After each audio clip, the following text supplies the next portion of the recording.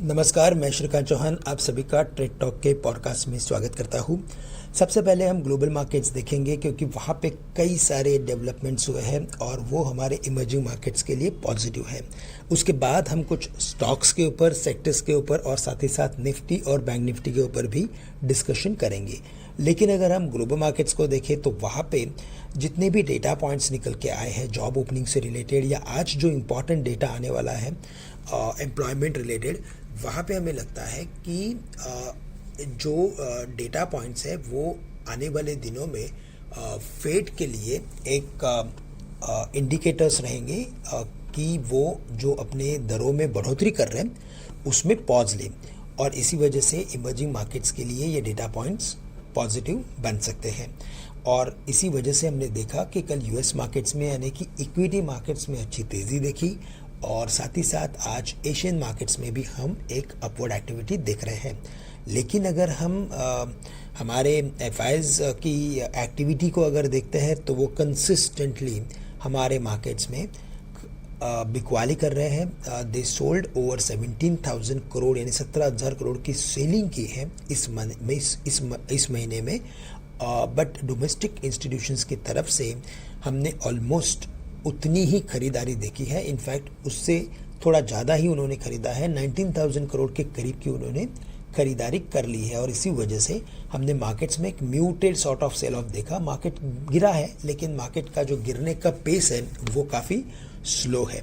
साथ ही साथ अगर हम ग्लोबल मैक्रोस की अगर बात करें तो 10 ईयर बॉन्ड यील्ड जो हम क्लोजली ट्रैक करते हैं वो 4.23 से भी 4.11 आ चुका है।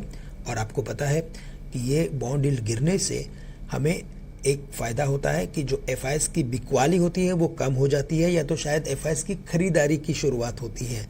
तो एटलीस्ट एक इनिशियल सेल ऑफ या इनिशियल वीकनेस हमने बॉन्ड यील्ड में देखा है, तो हमें लगता है कि शायद बिकवाली के ऊपर थोड़ा लगाम लगते हुए दिखेगा और इसी वजह से ये हमारे इंडियन मार्केट्स के लिए पॉजिटिव बन सकता है।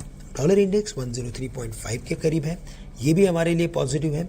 और अगर हम ओवरऑल हमारे निफ्टी के लेवल्स को देखेंगे तो 19,300 280 का इम्पॉर्टेंट सपोर्ट है। उन लेवल्स के नीचे हम और भी वीकनेस एक्सपेक्ट करेंगे। 19,380 से लेकर 400 के करीब एक बड़ी रेजिस्टेंस लाइन मार्केट के लिए खड़ी है। उन लेवल्स के ऊपर हम एक अच्छी खासी शॉर्ट कवरिंग देख सकते हैं जो निफ्टी को 19,480 से लेकर 500 तक लेके जा सकती है। फाइनली बैंक निफ्टी की बात करें तो वहाँ पे भी 44,750 के ऊपर हम 44,950 के लेवल्स देख सकते हैं। प्राइवेट बैंक्स, पीएसयू बैंक्स दोनों के टेक्निकल पैटर्न्स काफ़ी अच्छे हैं और अपवर्ड एक्टिविटी एक्सपेक्टेड है। बट निफ्टी आईटी इंडेक्स की बात करें तो यहाँ पे एक्टिविटी जो है, ट्रेडिंग एक्टिविटी जो है वो पिछले कई दिनों से नैरो होती जा रही है और ट्रेडिंग एक्टिविटी का नैरो होना एक इंडिकेशन देता है कि यहाँ पे कुछ टेक्निकल ब्रेकआउट देख सकते हैं। तो आज निफ्टी आईटी इंडेक्स में स्पेसिफिकली ध्यान रखें और Nifty mid cap IT stocks में हमें लगता है कि मोमेंटम बन सकता है। यहाँ पे हमें लगता है कि एलटीआईएम जैसे कि एलएनटी, इन्फोटेक, माइंडट्री और साथ ही साथ नौकरी यानी कि इन्फो एज में हम अपवर्ड एक्टिविटी देख सकते हैं। यहाँ पे फोकस करें और नेक्स्ट लेवल्स रेजिस्टेंस के अगर आप देखेंगे तो नौकरी में जो नज़र आते हैं वो लेवल्स हैं और तकरीबन यहाँ पे जो कल की क्लोजिंग थी वो 200 दिन के एवरेज 100 डेज के एवरेज के करीब की थी, 4260 4275 के करीब। अपवर्ड एक्टिविटी में शायद ये स्टॉक वापस एक बार 4500 से लेकर 4550 के लेवल्स दिखा सकता है। अगर हम एलटीआईएम की बात करें तो 5300 से लेकर 5400 के लेवल्स एलटीआईएम दिखा सकता है। और केमिकल्स मेटल्स की बात करें तो मेटल्स में टाटा स्टील और जिंदल स्टील एंड पावर ये हमारे प्रिफर्ड पिक्स हैं।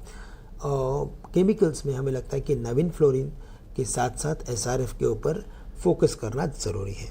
तो दोस्तों मुझे लगता है कि हमें जो फोकस करना है वो स्टॉक्स के ऊपर करना है और अगर आज मार्केट 19,400 के ऊपर अगर सस्टेन हो जाता है तो हम कुछ लार्ज कैप कंपनीज में भी एक्टिविटी देख सकते हैं।